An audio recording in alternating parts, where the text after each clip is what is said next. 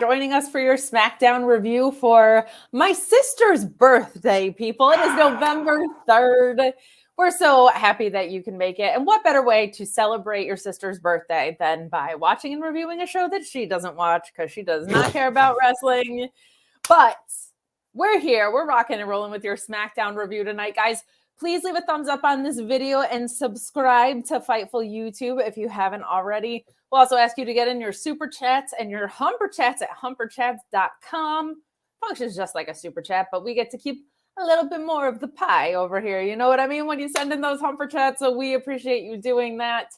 We'll also remind you to subscribe to FightfulSelect.com. Best scoops in the biz, best content in the biz. Sean had his video Q&A there before. You had Ask Rhapsody this week. You got me and Alex Pulowski doing a Sands of Blind post show, which might not be a Sands of Blind because we have some scheduled differentials that we have to work out. So apologies for the gimmick being gone, but we'll still have an alternate post show behind the paywall for you on Sunday. So much great stuff, as well as so many scoops that are coming out of there. You're going to get more information about Ric Flair. You're going to get more information about all the rights deals, as it looks like Fox has turned down the SmackDown renewal, which was expected, I believe, but more happening with Warner. Contract news, including Drew McIntyre, a big free agent, hasn't come to terms yet. Get all of the accurate and best information that you possibly can at FightfulSelect.com. But today, we are digging into this episode of SmackDown, and if you're digging in, you don't really have to go too far below the surface on this one. This was a very thin episode, as expected. We know that they had to do a double taping. Those episodes are generally thinner, but this felt like a lot of repeats, a lot of rematches, and some questionable booking, but some good stuff in there. And we're going to talk about it all. And who better to do that with than Alex Cardoza? Alex, how are you today?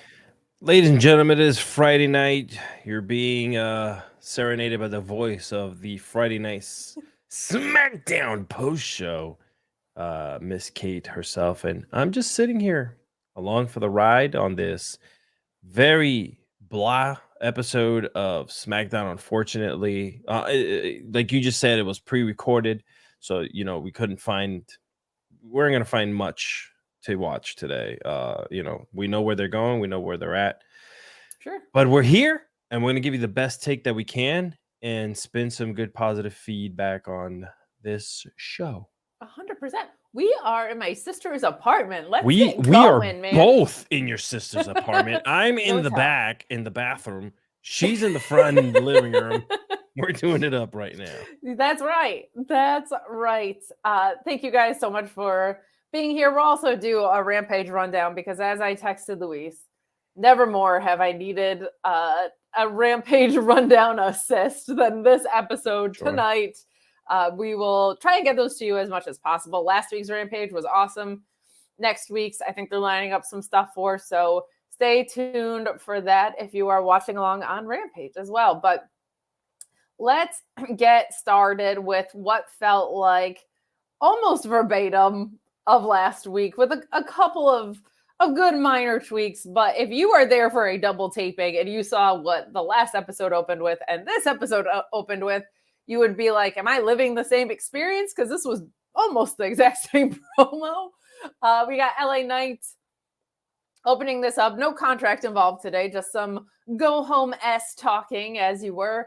LA Knight saying that, among a lot of other things, that 1,200-day reign is very impressive from Roman Reigns, but Knight also saying how quickly 1,200 days can be released, which that much I liked, but he talks about how he dropped Reigns with the BFT last week. Knight saying that there's going to be a hostile takeover coming because Knight is here to take over everything Roman Reigns stands for and says it'll be the end of Roman's reign. Yeah. We get Roman's music hitting. There's just not a lot of groundbreaking information in this promo, guys. I don't know what to tell you, but I did like this from Roman Reigns. He kind of jumped into LA Knight's world about being a megastar, and I thought that was actually a very nice storytelling ad here. You got him saying that what he does is cinema and that makes him a megastar. Him saying that he turned the business into a billion-dollar industry. A little heavy-handed, but he's supposed to be. I'll take it. And him calling LA Knight a cosplay redneck version of his cousin, referring, of course, to The Rock. A decent little jab there. Nothing new here. Wasn't expecting a whole lot, but for a show opening, I was like, this is a little weak, guys. You got to do something to make me feel strong on the go home. Any thoughts on this opener? It felt like it was a second taping off the bat. The energy wasn't as high as I would expect it to be. I know that they have already faced each other early on in the night, so that kind of maybe played off on it, and it's really hard to do encores like that live. I've done live shows myself in the past, and doing theater, and it's hard to kind of try to muster up all that energy twice. So I wish maybe they would have done something different for the opening. And I was thinking about it as soon as the show credits hit. I was like, how are we going to open this and where are we going? Are we going to bookend it again? And how are we going to bookend it? And then I started thinking, am I being too hard on it, Kate? Is this just the wrestling formula when it comes to how to do shows and continuing a story week after week?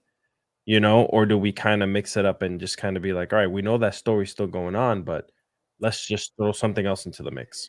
I think what's tricky too is like you had a contract signing last week. Yeah, correct. Which should be the thing that you go home on. Yes. And maybe this should have been on the front. I actually thought the contract signing last week was great. So to get kind of a watered down redundancy of that was kind of lame because I felt like the chemistry last week was good. All the talk was good. I feel like it feels like it's a little bit reversed to do this promo after the contract signing. It's like, well, why are you the contract signed? You have the match. Yeah, you're right. So Pro Wrestling Podcast chiming in with the chat. Thank you so much, saying day one of trying to take Kate to a Nickelback show. Look, I'll say this much. I would go to a Nickelback show with you before I would go to a Creed show with Bad Dude Tito. And that is not a slight at Bad Dude Tito. That is a slight at Creed being worse than Nickelback. So not excited about either. But if I had my druthers, I would definitely go to Nickelback over Creed. My God. What are we doing? What year is this, Alex? It's the rerun season. All the bands are rerunning and whatnot, and I'm here for it. I am not here for a Creed reunion, but I will tell you what I am also not here for, which is Austin Theory.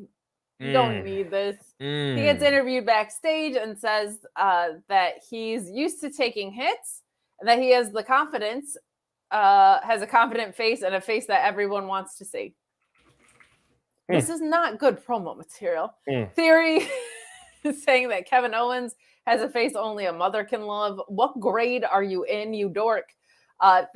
He makes a comment about how Owens has to wear a mask on Halloween. It's just the most elementary school, elementary heel stuff. Not elementary in that it's fundamental. It feels like a fifth grader is trying to take jabs. And that is a lame promo. We're going to talk about what happens to him in this match shortly. But what did you think of the promo before we get into whatever this match was? It was so corny. That I'm dating myself there, It felt very, like you said, lowbrow, like childish style, I thought that you have to wear a mask because your face is so ugly. Cool, man. See you in second grade. And here's the problem. That's the character that I see Austin Theory being, unfortunately, in my head. I don't take him seriously. I don't take him as a contender for anything. Every wrestler that wrestles him makes fun of him, and he always has some type of corny back and forth with people.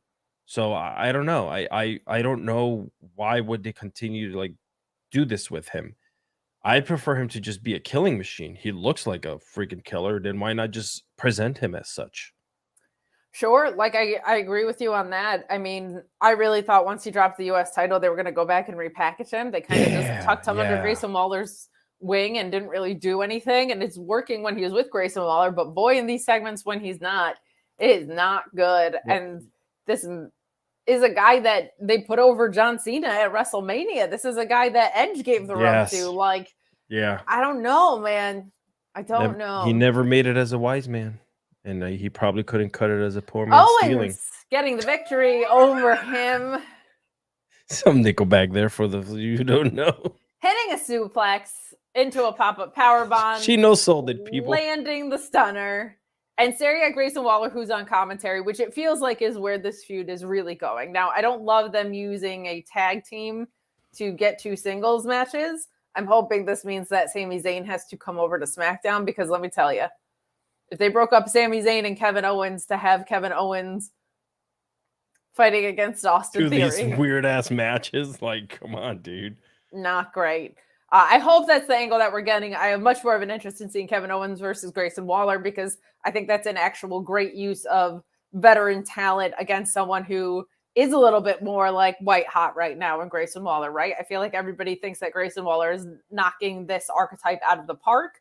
So that feels way more productive to me than whatever the heck this was tonight. But honestly, what are they doing with Austin Theory? Because he got his ass kicked in this match, man. Dude. This was not like well, they had a competitive back and forth. This was mostly Kevin Owens beating the shit out of him, I felt like. That was not a traditional Austin Theory match where he decides to put himself into the mix of an argument and then comes out and really explodes in the ring and gives you a good story. This was just like, again, it's a pre-written show, so because it was pre-recorded. I mean, if it was just like, all right, cool, I'm gonna go out there and get my ass kicked by Kevin Owens, and not in a good way. Like, you didn't get any really good story in a way, any good offense to tell a good story in the ring against Kevin, where you would think there should be a blow-off match later on, or a second time that they face each other, or third or fifth or whatever. Yeah, and I think we're getting there. There were a lot of rematches on tonight's show. We'll talk about that in a second. And on Raw, too. Like, the main event on Raw is always some permutation of the same guys. Yes. But Will chiming in here saying, I got a feeling Triple H don't like them. Look at where he's at. Look at how Vince booked Theory. Theory was booked strong in Triple H's ROH, basically. Triple H's NXT, which was essentially ROH with a production budget at that point. But I think maybe Triple H knows this version of him isn't working, right? Maybe he's more aware of the fact that this guy needs to be retooled. So hopefully, but that writing for that promo, that's not even on Grayson or on Austin Theory, rather. That is strictly on the writing team. So sure. Not great stuff there. But are you looking forward to Grayson Waller and Kevin Owens? Yeah.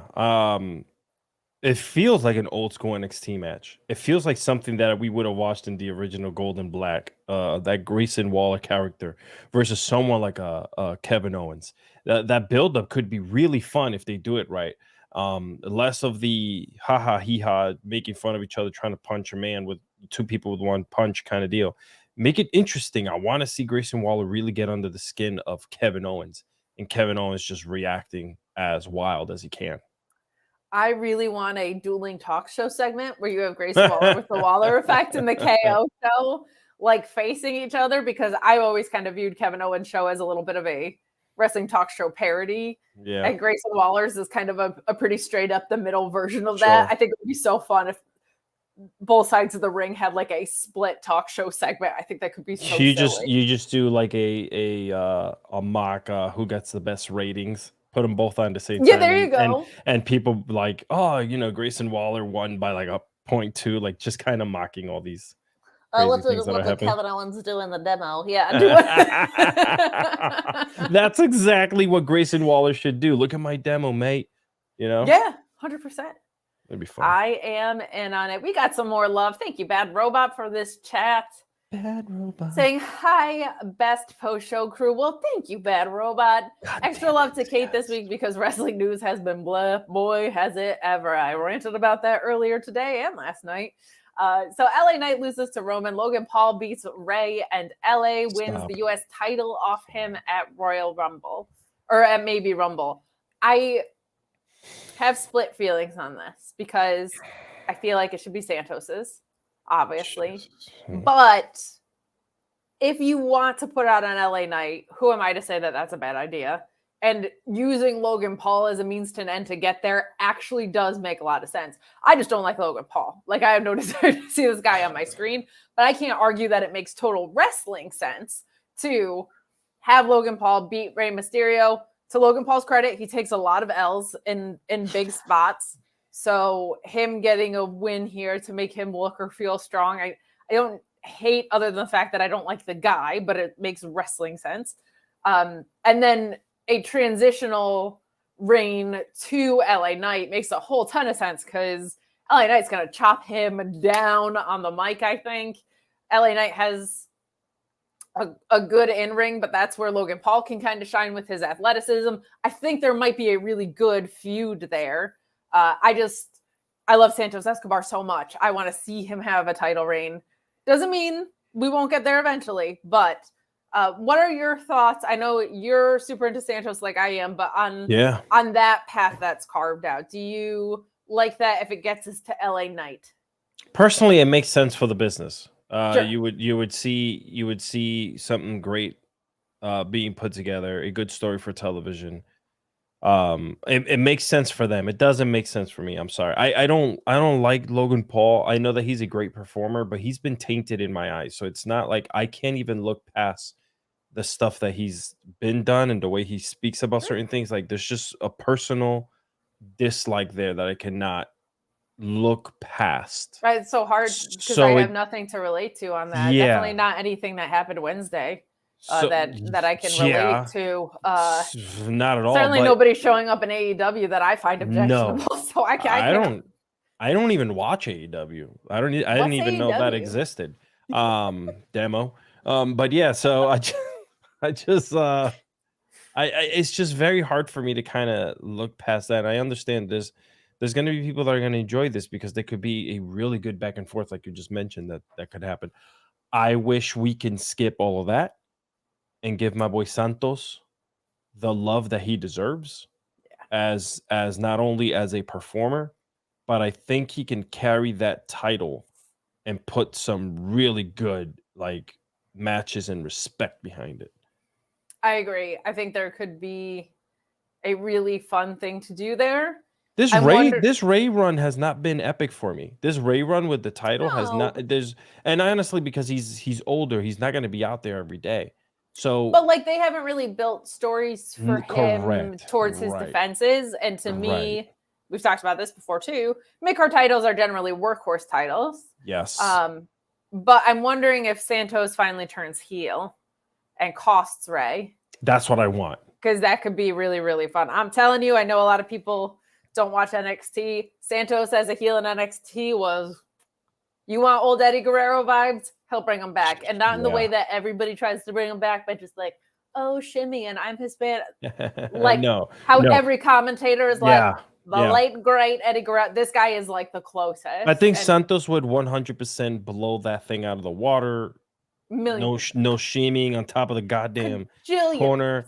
No, he's just cool. He will just be Santos. And there's no one that you can compare him to because at the end of the day, he is building the Santos brand. And that's who in 10, 15 years from now, we could look back and say, oh man, he was so good with Eddie or against Eddie. Ray. And Ray, help. You can say he was like the great Rey Mysterio. That's cool. You can say that because he was with him. But at the same time, let him be Santos Escobar and let him build the aura of Santos Escobar. Not only for himself, but for the people, man, like me, the Hispanic out there. Know what I have to say to that? Booyaka. Oh, you said booyaka, 619. You can take your yeets and keep them, okay? I'm here to say booyaka.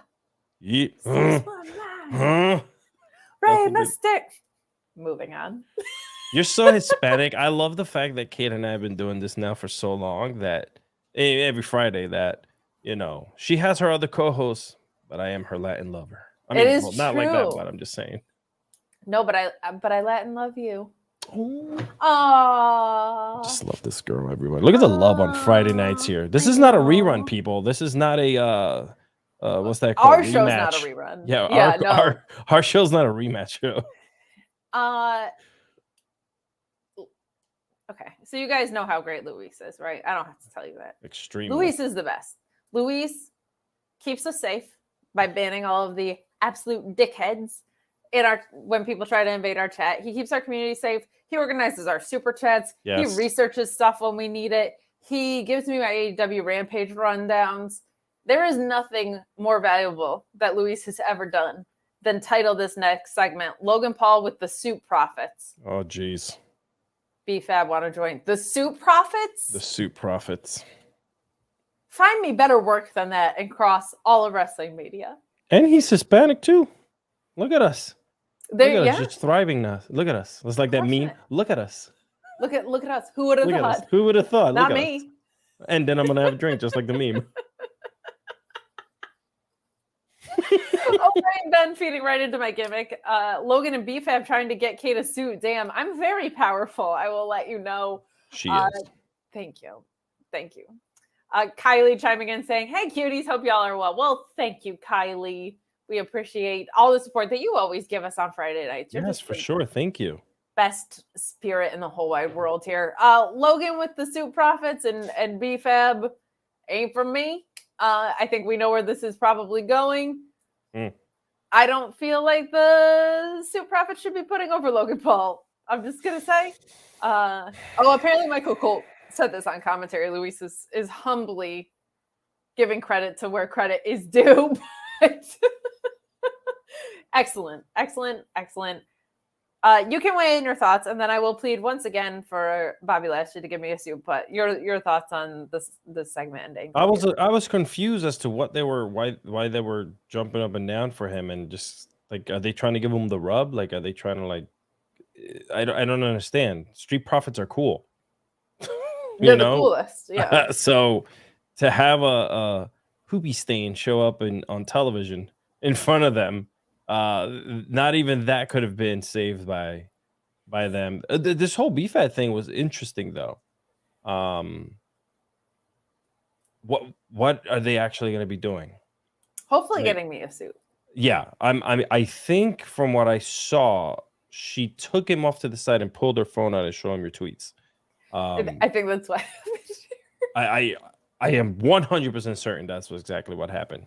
If we get Logan Paul beating the ever-living crap out of, or Bobby Lashley beating the ever-living crap out of Logan Paul, I am here for that. Oh my God, I am so there for a good whooping.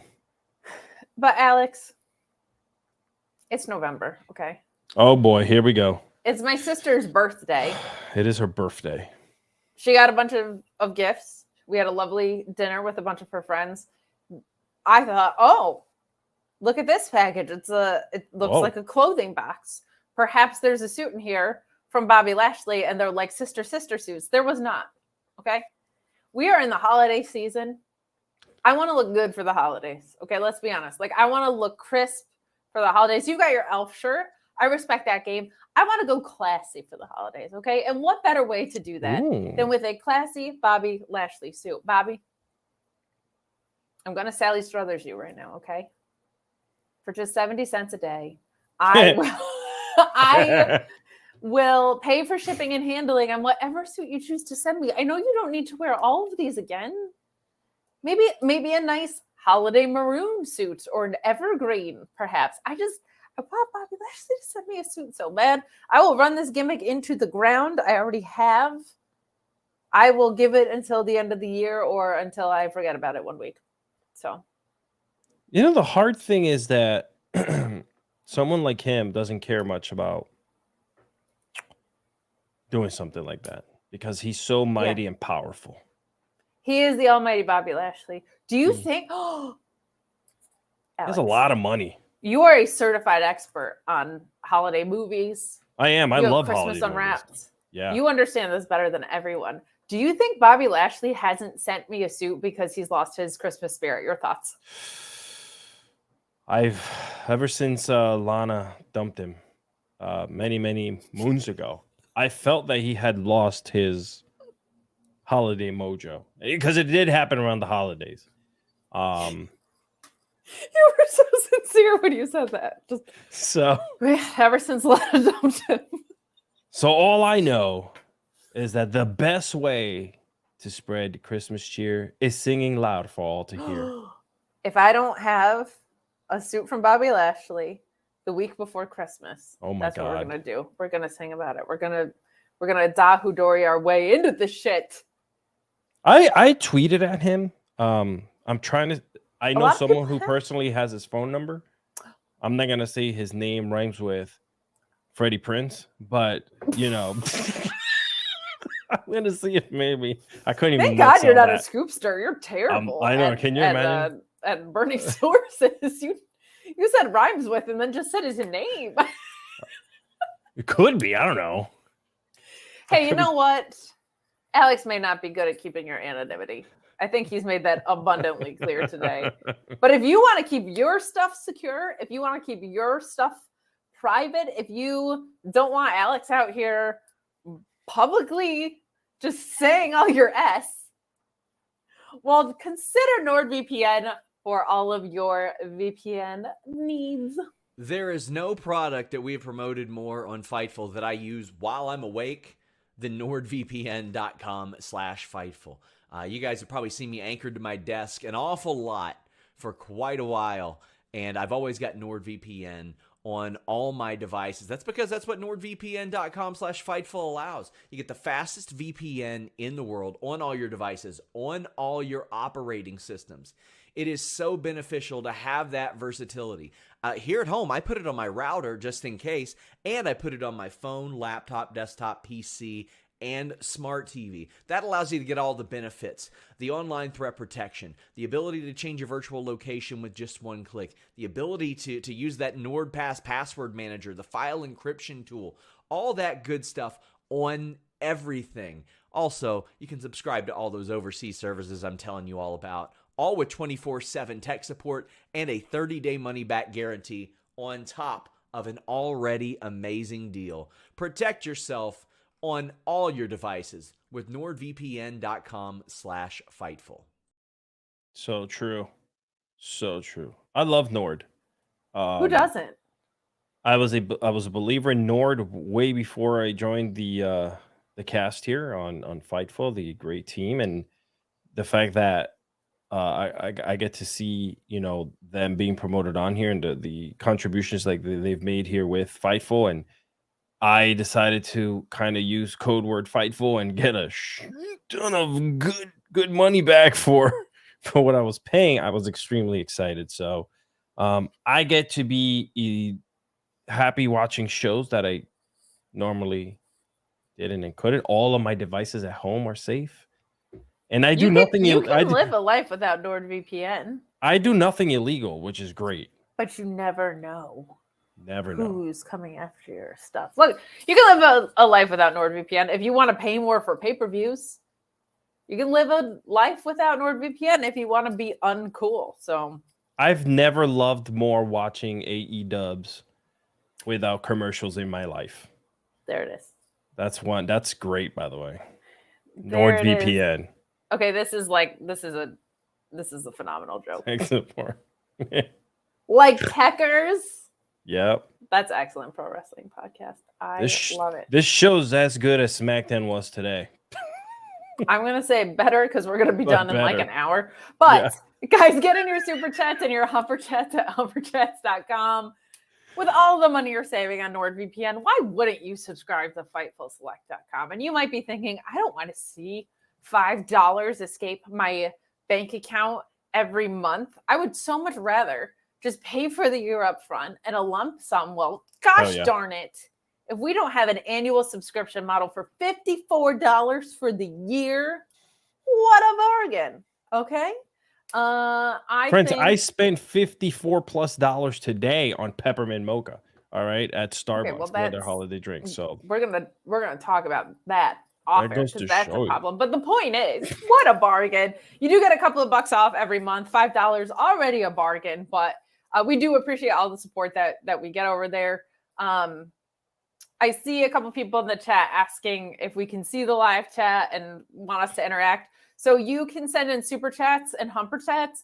Super chats are paid chats, and there's a little $sign at the bottom, and you scale your price per the amount of characters. So if you would like your question or statement read on air, that's the way you do that. This is a pre-recorded show, Samantha. We cannot see we cannot see your chat up. Not on our show. Our show was here live. That was just as good as my anonymity for my sources. Rhymes with Tony Khan. Alex, being a scooper, says, Will, I hope another reporter don't say your scoop isn't true and y'all have to argue about it on social media. They're There gonna argue. was Jets and the Sharks between Mike Johnson and WrestleVotes, okay? Yo. But if you live for the dirt sheet drama, it is there for you. But Jesus. also, you should probably go outside. But it's cold, Kate. It's the cold season. Put on a jacket. If you're really into dirt sheet drama, put on a jacket and go for a walk. That's all I'm saying. Unless it somehow ends up in you paying money to Fightful, then have at it. However you want. But yeah, it was actually very comical. But don't take things too seriously out there, people.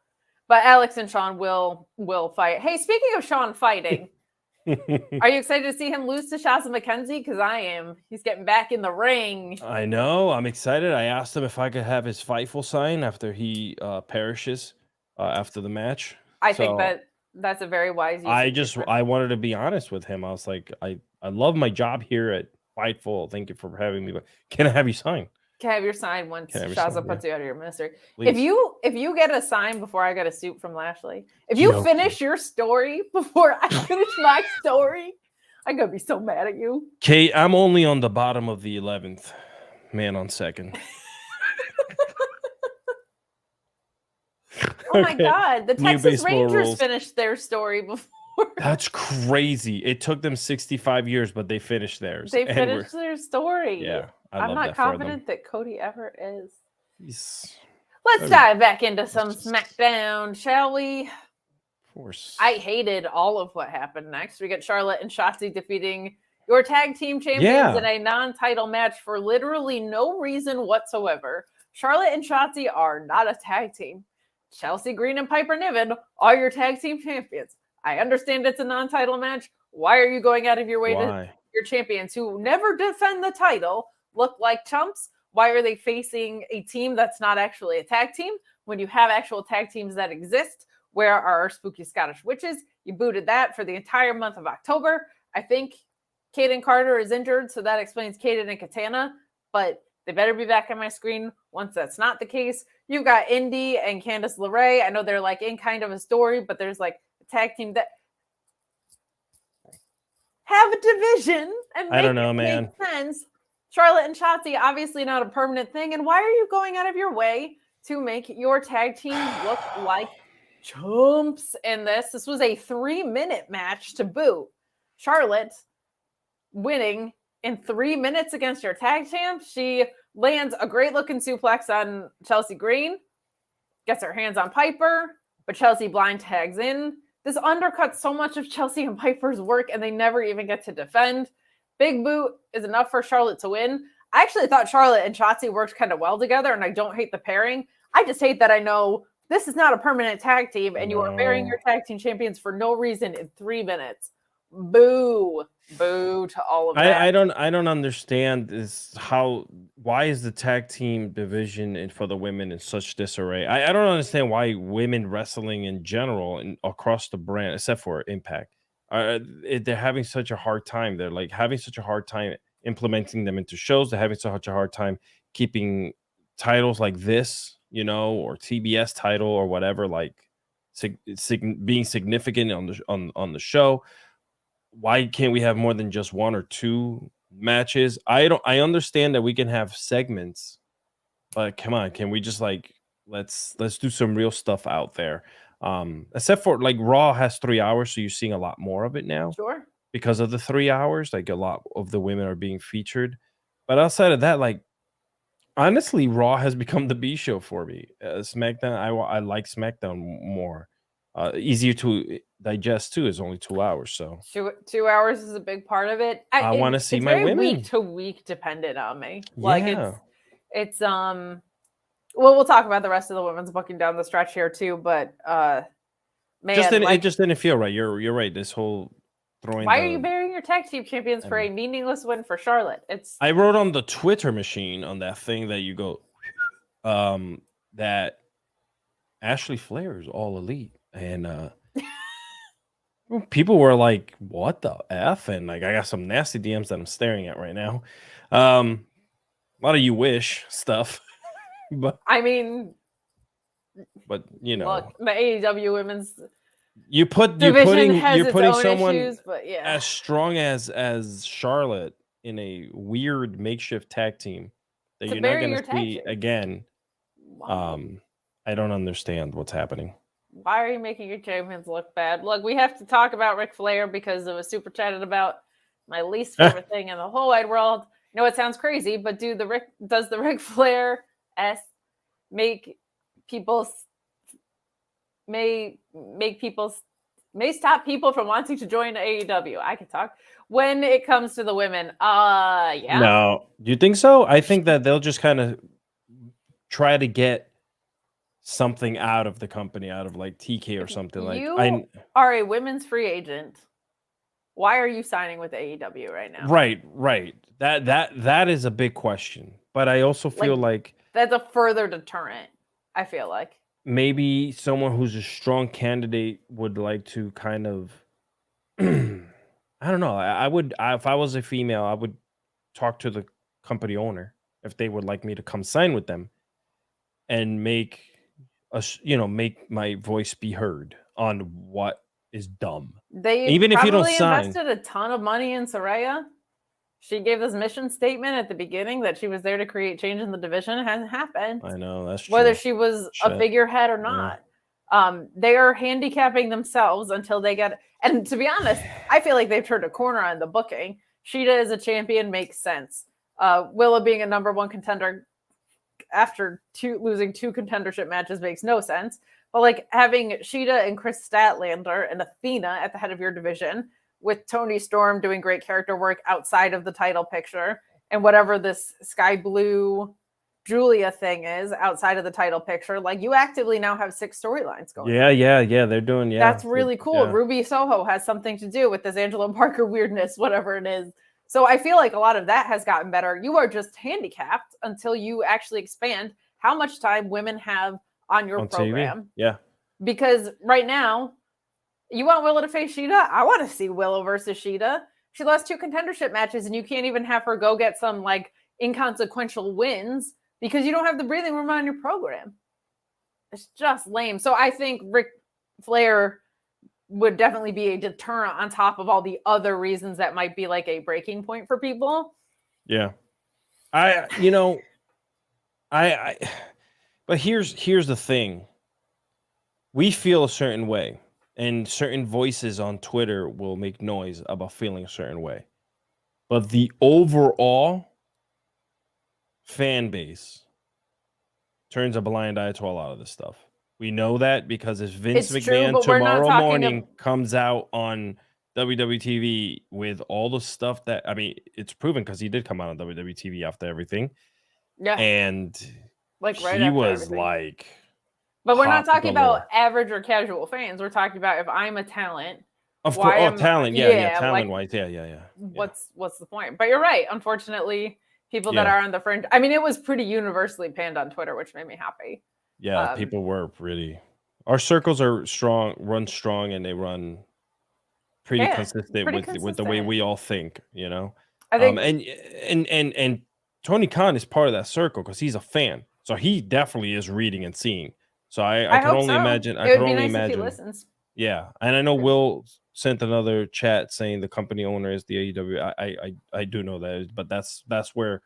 If your voice is going to be heard and you're going to talk to someone, if that person is the same person, it should go a longer way as opposed to having to go steps, you know? They have to prove it, though, because there's been enough intentions around crap that they now have to, like, prove it with the actions. Because you can't, what is it? You can't throw stones in a glass home or something like that, whatever. That's basically what's happening right now with you can't talk shit about about Vince McMahon on Twitter about something that he's done, and then you do this. I mean, it's crazy. Not a good look. No, not a good look. And remember, sorry, go ahead. No, I was just gonna say it's also frustrating because it seems to be like, what is the perception instead of, hey, have you thought about maybe just doing the right fucking thing because it's the right fucking thing to do? I'm sorry for the F-bombs, but like I'm so sick on like what do we think? Right. What is the perception of this move? I don't care about what the overall perception is, or people who don't think it's that bad or don't even know. There's some people who probably don't even fully know the extent of the story. The point is, Tony Khan does. And anytime you put somebody with not even allegations, a guy who bragged about this shit on television, you are saying it is acceptable behavior. And if that's acceptable, you know what happens? People push the envelope to find out what else they can get away with. And here's the problem too. Like, you got wrestling, the fandom is so niched down. It's not like you're expanding out there, right? If you like wrestling, you like wrestling. If people in celebrities like wrestling, they like wrestling. It's not like it's just going to go out there and branch itself off to absolutely everything, like WWE thinks they do, right? There's a ceiling on it, yeah. Right, there's a huge ceiling. Like, you're still getting the same 1.2 million and 2.5 million people. It's not branching, it's not growing for you. It's reaching out, but it's not like that ceiling is still there. So do remember that if you go back a couple years, they glorified these stories on the WWE network. Yeah. With the show. An animated short. Yeah. It was an animated short. And so they thought that was okay. They thought it was something to be laughed at. Yeah. Yeah. So it's not like, and we're only talking about a couple years that they've just removed this thing. So we're not talking about like, oh God, that happened such a long. No. Up until just a couple years ago, they were still glorifying the story because they thought it was a fun thing to talk about on television. I think the Dark Side episode reframed it a lot for people. Big. I think a lot of people were like, oh, what a wild plane ride that was. And then you get into the nitty gritty of it and you realize what it really is. Will saying that doesn't help when Tony Khan plays the high and mighty role and then goes out and gets Ric Flair. Yeah, the perception issue is a big piece of this. I also don't get it I get Ric Flair's a legend, whatever. He can't walk, talk, or wrestle anymore. No. Like, his promo was drizzling. There was a quote out there where he said he's like the best 76-year-old in the game and he's 74 years old. I'm not convinced this guy knows where the hell he is half the time. I don't understand why he's on my page and my TV, and Ethan Page and Stu Grayson are not. It gets really, really old. Never mind, God forbid, a second women's segment. But I digress. That's naughty. You can't say that on here. Take that back. I will not. Redact that, everyone. And not on the show, but MJF suggested a buried alive match against Ric Flair. He did? That's what the For real? Get out of here. I think he was probably being cheeky with the buried alive aspect of it. Oh my God, that'd be great. Little side note here. CM Punk is doing live television today, and his two other co-hosts are having a fun time, as one of them is wearing a WWE pin, and the other one's referencing TNA. They always troll him. I think it's so funny. But you're saying that CM Punk is on live television. Yeah, he is live television. This episode was taped, but normally WWE is live television. Sounds like CM Punk is definitely coming to WWE based on that. 100%. And I was at the store the other day and I walked by the refrigerator and I saw a Pepsi. I haven't seen Pepsi in 16 years. Oh my God, a Pepsi? A Pepsi. That's the WWE marketing machine. CM Punk is definitely He's so coming. Sorry. Guys, get in your super chats about manufactured reasons you think CM Punk is coming back to WWE while we talk about this John Cena and Solo Sikoa face-to-face. Melodramatic John is not for me, man. This is not for me. He had some good stuff in here, I will say, but we have Heyman opening up this segment saying that it's not it's not Roman Reigns' fault that all of this has happened and nobody should blame Roman Reigns. It's John Cena's fault. He came to pick a fight with the Bloodline. What did he expect? There's no way they were going to let John Cena get away with this, blah, blah, blah. And then Solo asks Paul Heyman why he would waste his breath talking to the crowd. Solo Sikoa points out pretty accurately, they're not there to talk to the crowd. They're there to talk to John Cena face to face. Well, darn it. That makes a lot of sense to me, Solo Sikoa. And here comes John Cena, who is like only 3 notches below timeless Tony Storm and this run. It is so dramatic. He's super dramatic. I love him for that. He it's very polarizing. I will say there's people And she is so into it, ladies and gentlemen, that she Cliffhanger. knocked her damn headphones off. That's how. It's a cliffhanger. There's people who love it and people who hate it. But Cena responds, and he has a very hoarse voice. I don't know what happened on the first episode of SmackDown here, but he asked Solo Sikoa if he knew who he was in the ring with. And he says he's been waiting for him to talk for a year, and this is what he brings to the table. I thought it was very funny that he was implying that Solo Sikoa can't talk when he physically couldn't talk. Like, that was very funny. Like, you can't talk? We've been waiting for you to talk for a year. I'm like, you can barely speak right now. But he says he's going to say goodbye, but not to them, but for them. John Cena calls Solo Sikoa, or says that he only has a job because of his cousin. He calls him a bargain basement Taz ripoff, which at first I didn't understand, but I guess Taz mentioned Cena on commentary. So that's a little bit more playful, but I was like, you have the entire bloodline to make those references within. A Taz ripoff felt pretty far away when he's out here using the Samoan spike. He tells Solo to tape his thumb extra tight tomorrow because it's going up his ass, which that part made me laugh. And he goes, "There's my 90 seconds," and throws the microphone down.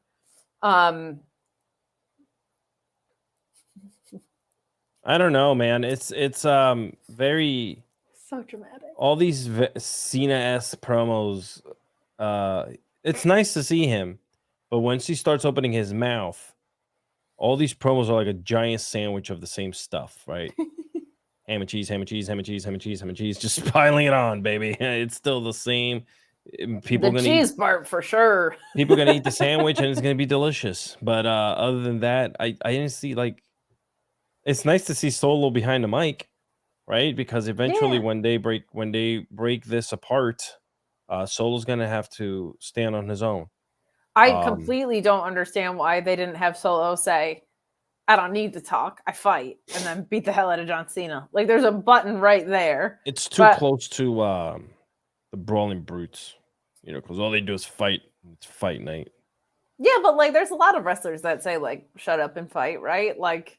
Nope, just the Brawling Brutes. Well, we're going to talk about them momentarily. Guys, get in your super chats and your humper chats at humperchats.com.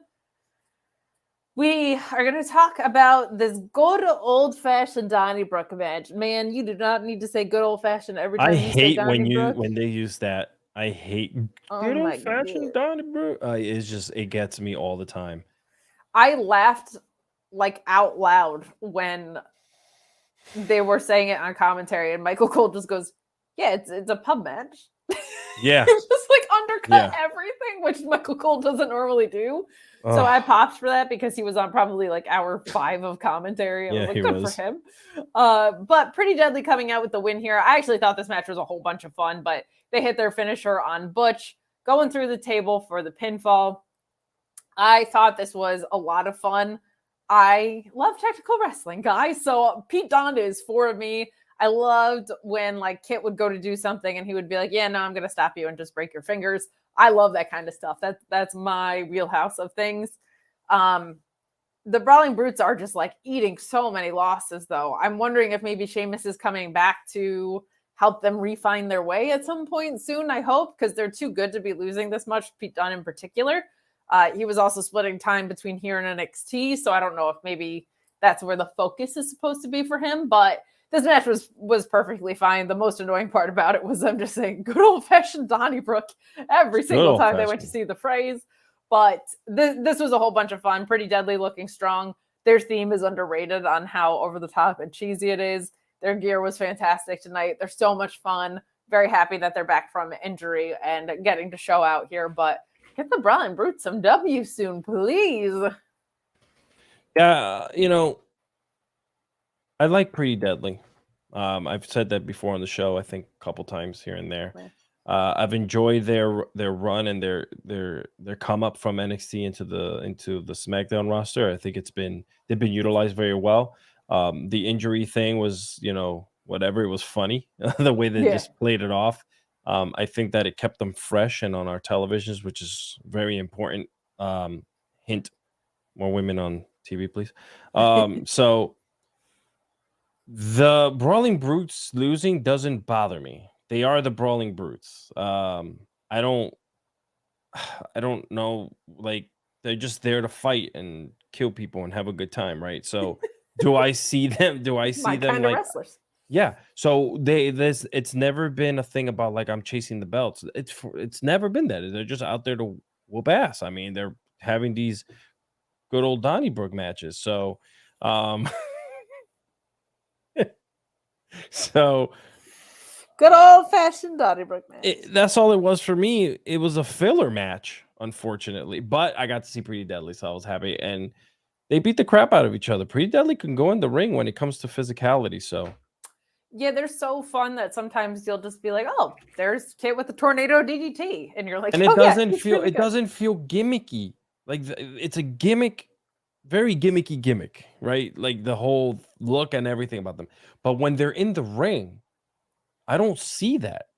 They're Yeah. so good. They're They are, two and gorgeous, they beautiful blonde men fighting in the ring who are just so One damn is. good. Oh yeah, one But is yeah. but to your point, they walk the line between Noam Dar is doing this extremely well on NXT. Yes, Walking the line between gimmick and character very, very well. Very, very well. very. We got some more love from you guys as we're kind of coming down the home stretch here. We've got Orion Ben saying, "Screw Punk, Cena bringing back Taz to SmackDown is Jesus, I boss." love it. I love Taz on commentary. I know. want He goes, I him know that guy. That's John Cena. But he said it so like, so like flippantly. yeah, and if so like he tried to be low with it, but it came through the TV so clear. I missed that, so I didn't even know about that, which made that line make less sense, but I appreciate it with that context. That's pretty great. And Taylor Cannon, who's always so great to us, saying, "I like Cena, but I really hope Solo wins tomorrow, especially after Cena's promo tonight." Same. I think he's going to. I think that's indicative of, I think Solo stands tall if he's not going over tomorrow. I'll put it that way. But yeah, I think you do a little surprise victory, and then you do a little like wait, little like CM Punk goodbye wave leaving the Wembley Stadium, right? That's so right. You kind of just like as you're walking out because you just lost this match, you kind of wave back. I'm done, I guess. I don't know. not Wembley Stadium, but close. Yeah. So Yeah. Big L saying, "When did Friday night become a telenovela? When it became cinema. Dios mío, where is the evil twin, Kate? You got to go the Hallmark route. Bring Bobby to a vague small town in Pennsylvania. Oh my God! Limo, Yes, it Sioux is Christmas City. time. And Bring them WWE into a fans- small town and make them fall in love with you. And WWE fans, not every Benoit is about Chris, damn it. Yeah, there's a footballer, I believe, a soccer player named Benoit, who they missed. It's different Benoit than wrestling fans were saying, but a player out of Chelsea, Luis informs me, not great. He's also French. It's a pretty common French last name. So It is. we move on to what was. Look, I don't love Logan Paul. That's been made abundantly clear. A weigh-in in wrestling This was so is corny. so stupid because nobody is cutting weight and there are not weight classes. And we So know Logan Paul stupid. weighs more than Rey Mysterio. This was dumb. Nothing really came of it. Rey Mysterio slapped Logan Paul.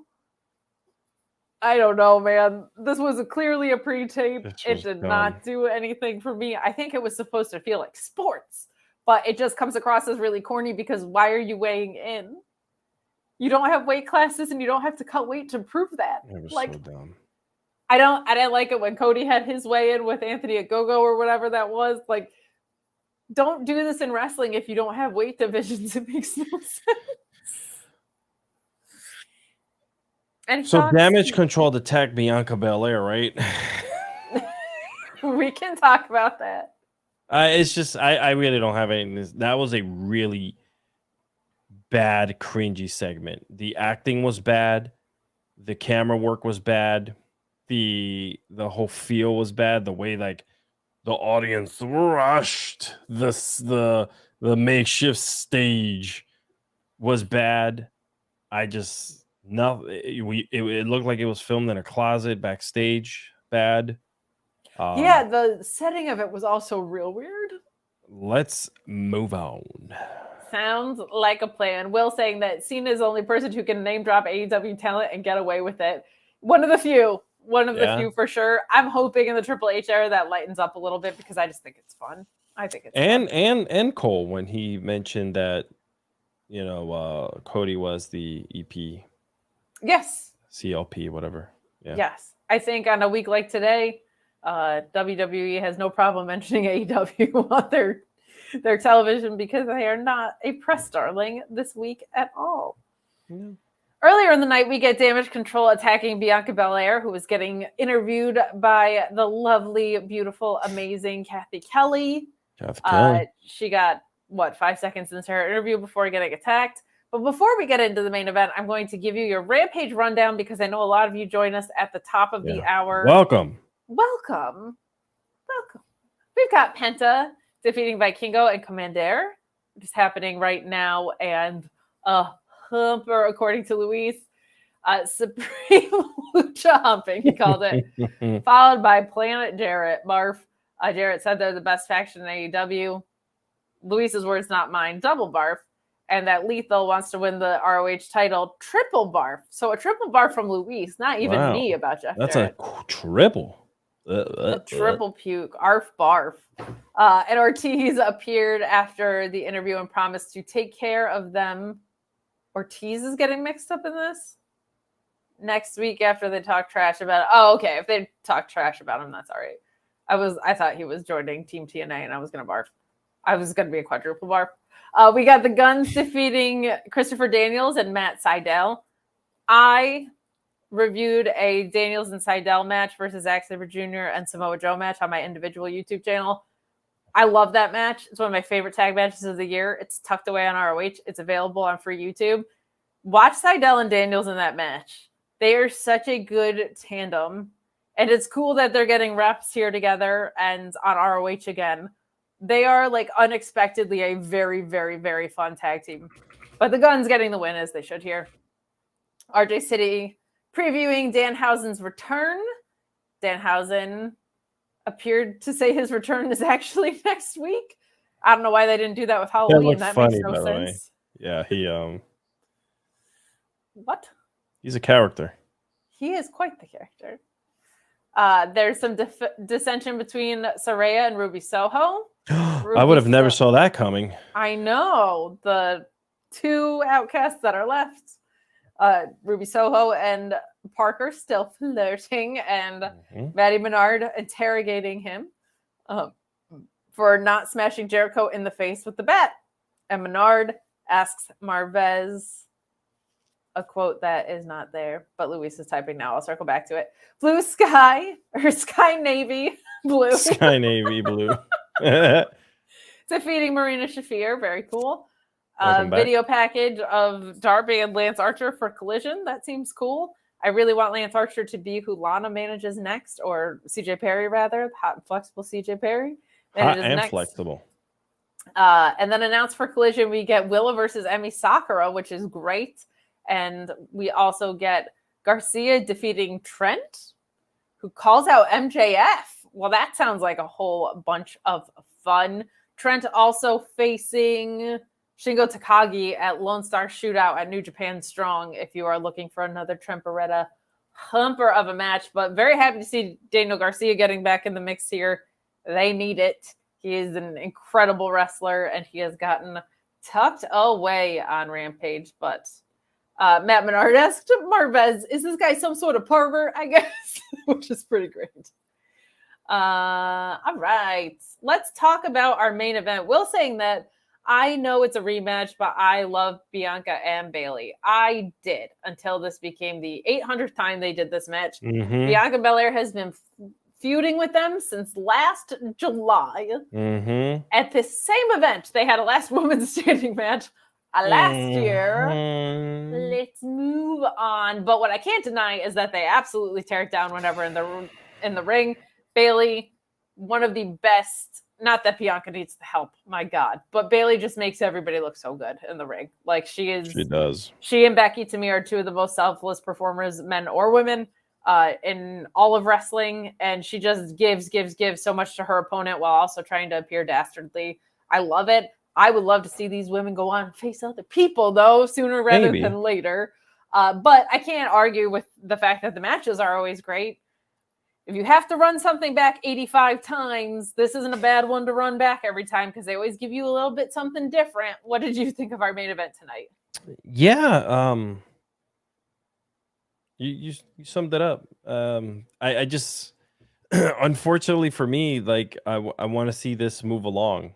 I want to, like you just mentioned, I would like to see them face other people. So many other women in this roster that can come up and like they can both equally fight these other women, right? That are coming up on the roster and then Did we meet just up drop again. Bayley and Shotzi, by the way? She was tormenting her and then just stopped. Yeah. That just stopped out of nowhere as well. So like you have this whole you have all these women here that you can just mix and match, and then you could even bring back Bianca and whomever fighting again later on. But I don't know. It just this was another match that really didn't do it for me. The ladies are great. They're gonna kill it in the ring. It's just the specific segment just didn't do it for me. I'm very happy to see the girls on television. The women, I love. Bianca's insane. They all are, and I wish that we can just see more of a mix. Yes, agreed. Because it's a fresher program for all of them. Yeah. You have the talent.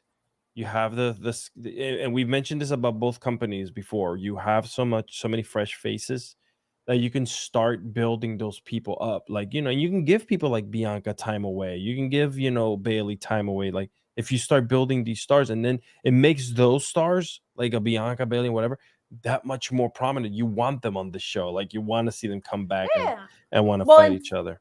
To your point with Bianca just coming back, like I really like it when wrestlers pick up where they left off because it feels logical. Yes, I remember you saying that. Yes. However, in this case, I hope we get to Bianca and Io sooner rather than later because I think will be a great one-on-one match and be a really fresh trailing program.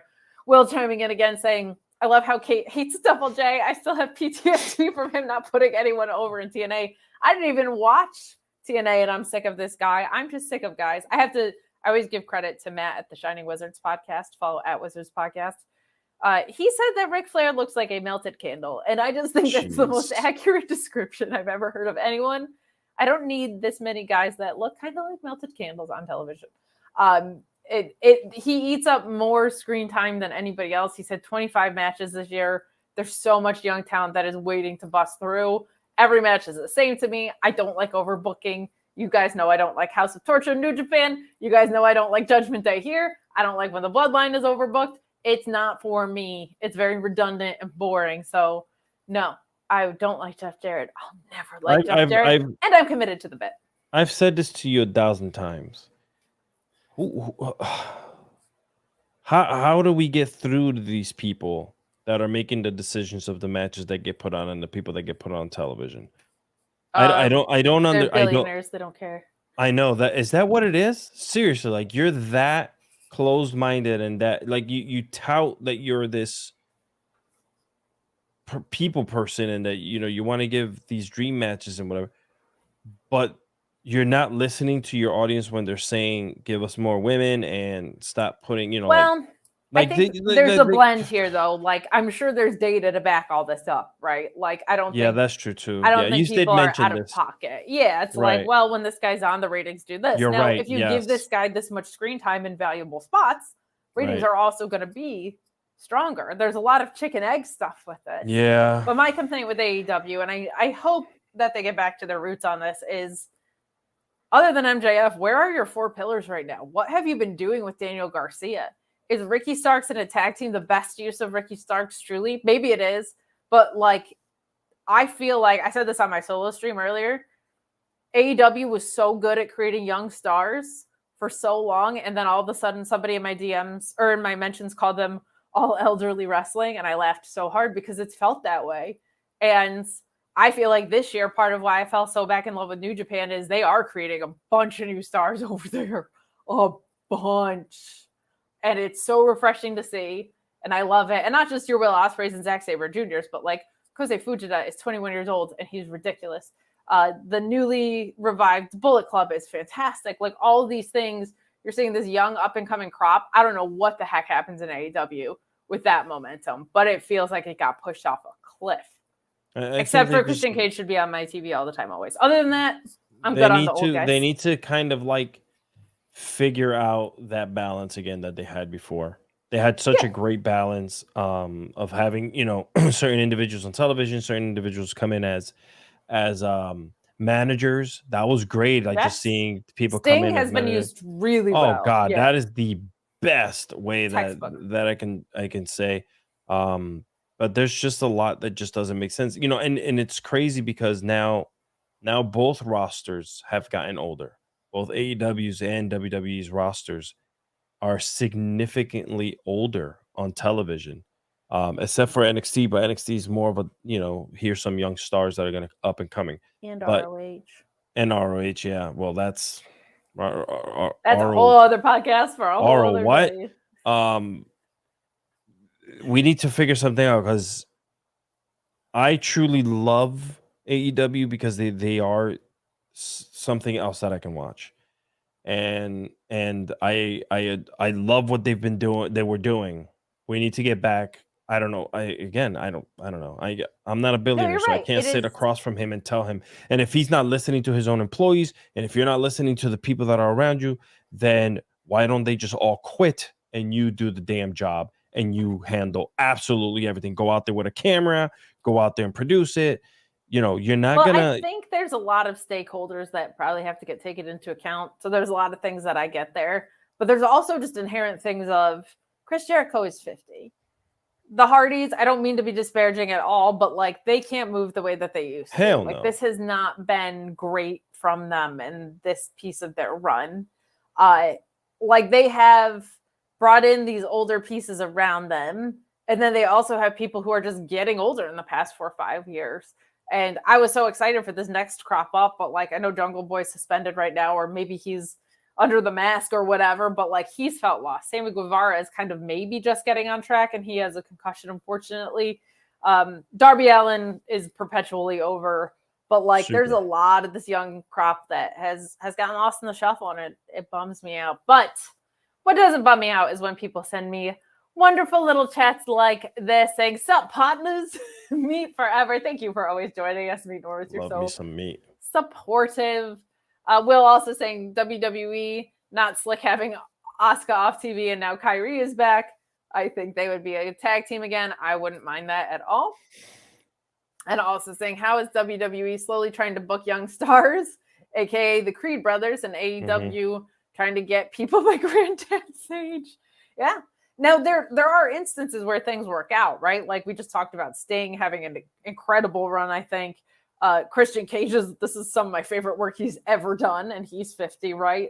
But to your point earlier, there's a balance and a blend, and those younger guys gotta be putting over the older guys gotta put over the younger guys so that you're paying off the equity that's invested in them. But this is supposed to be a SmackDown review. We've been talking about AEW for like 15 minutes. We appreciate the chats about it, but we should probably get the heck out of here.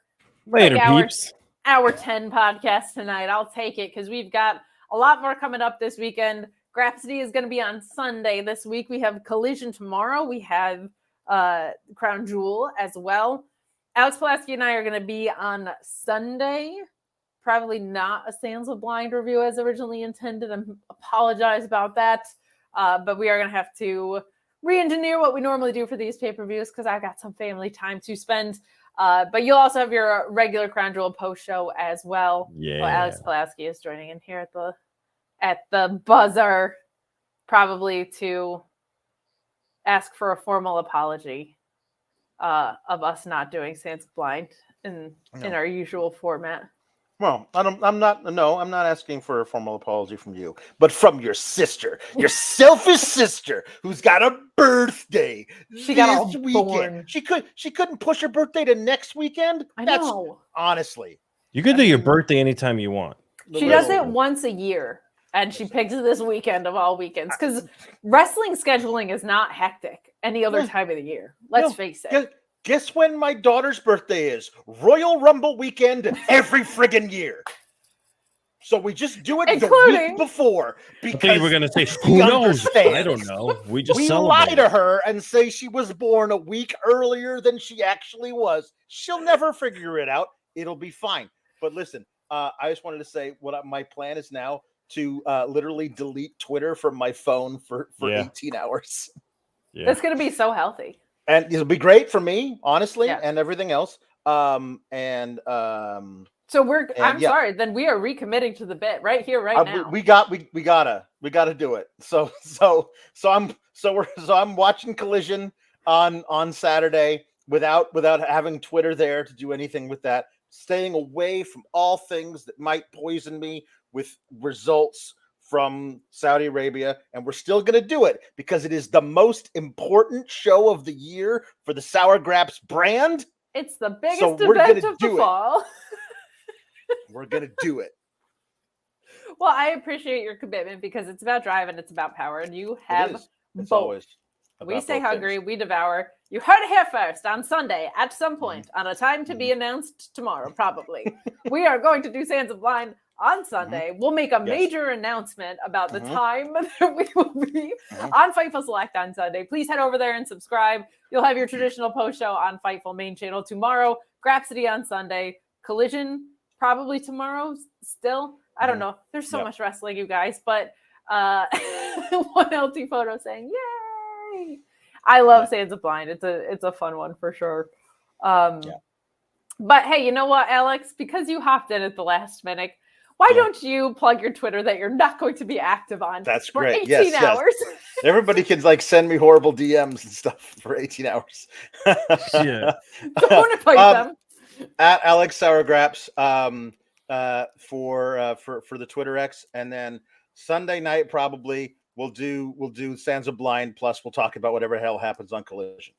There you go. That sounds fun. Let's do that. Done and done. Bangarang. Like Dalton Castle, a bangarang. That's right. Yeah. Cardoza. Yeah, I'm here.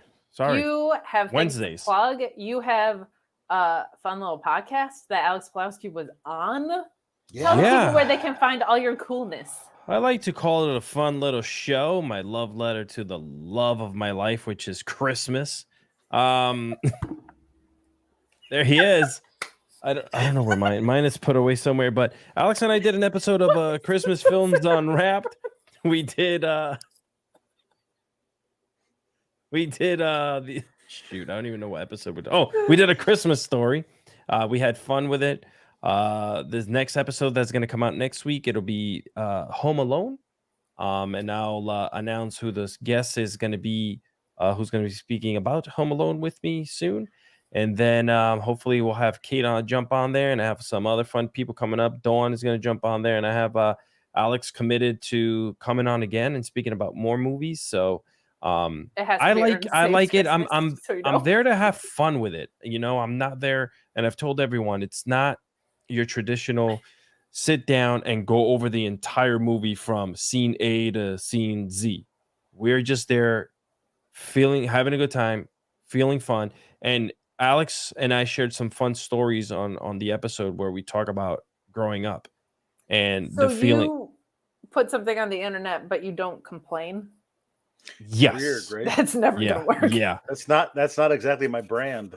I know. And we talk about the feeling of the holidays, and I want people to have that feeling when they are listening. I want them to remember what fun it was to be young and, you know, and have that Yuletime carol in your heart. Okay, when I called Alex out on being a sour man, he said it's called Sour Grabs, not Sour Christmas movie. So you're in for a treat with a positive Alex Pulowski. You can catch me at Miss Kate Fabe on Twitter, on TikTok. Katestagrams on Instagram. You can also check out my YouTube channel. I hit over 600 subscribers today. I cannot believe how much support you guys have been giving me this early on. We had a New Japan Strong watch along. We had Bad Dude Tito on rating who the badder dudes were on the New Japan card. I have This Week in Wrestling, which I do every week. Today's recap episode was a little short and a really, really long Ric Flair rant at the end of it, but we talked about all the good stuff too. New Japan Strong's awesome card last Saturday. Kenny Omega versus MJF. There was also a lot of great stuff that happened this week. So go over there if you want like a quick 45-minute episode rundown that we got in the books today. Got a loaded wrestling weekend. We hope that you're having loaded so much around the corner. Like French fries at a diner at 3 a.m. Exactly. off the turnpike. The disco fries of wrestling weekends, my friend. But have a safe and wonderful, happy wrestling. What is happening? He's got Buddy the Elf pajamas. That could have gone a couple of ways, and we didn't have a Lucha read tonight. So it's why I'm wearing a robe, my friends, to protect myself. Just trying to sign off the show, man. Sorry, I was just trying to get people to my spicy to go side. to your Let's go. OnlyFans over here. My God. But have a wonderful wrestling weekend. We will see you all weekend. Join us on Fightful Select for Sands of Blind on Sunday.